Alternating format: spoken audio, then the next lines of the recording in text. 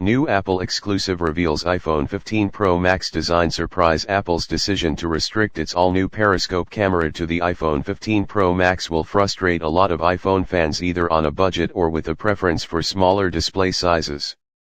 But there may be physical reasons for this, and now a new leak has revealed the disruption the new camera makes, even for the iPhone 15 Pro Max. The information comes from consistently reliable leaker Unknowns21, who revealed that Apple has had to swap the positions of the ultra-wide and telephoto camera modules, with respected industry voice Ian Zelbo noting that it was the only way they could fit the lens. While the swap should have little impact on iPhone users, the design elements behind this are interesting. Taking its name from the periscope used on submarines, a periscope lens also works by bending light through angles. Assuming Apple follows the playbook used by other smartphone makers in recent years, this means the iPhone 15 Pro Max will have a rectangular opening for collecting light which then falls onto a prism that bends the light 90 degrees, passing it through the lens elements before it falls on the sensor to be processed.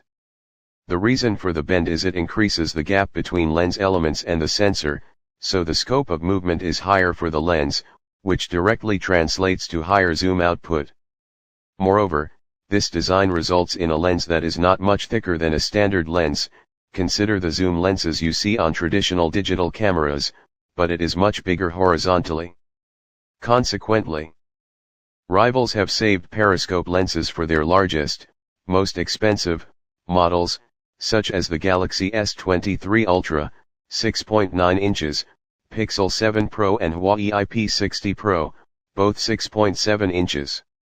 Leaks that Apple may be able to squeeze it into next year's iPhone 16 Pro likely explain why it is increasing to 6.3 inches, a size still far smaller than the competition. Of course, with iPhone Pro buyers typically expecting the same feature set, the question will be whether Apple should have waited until the feature was ready for both Pro models before launching. That said, limiting it to the iPhone 15 Pro Max gives the company a trial run with just one model ahead of the wider rollout next year. Whether this strategy puts iPhone buyers off the iPhone 15 Pro remains to be seen, but it is a risk with price rises rumored for both Pro models. That said, the shift to USB-C, new action button, next-gen 3nm A17 chip and record-breaking bezels may tempt holdouts, regardless. If not, there's always next year.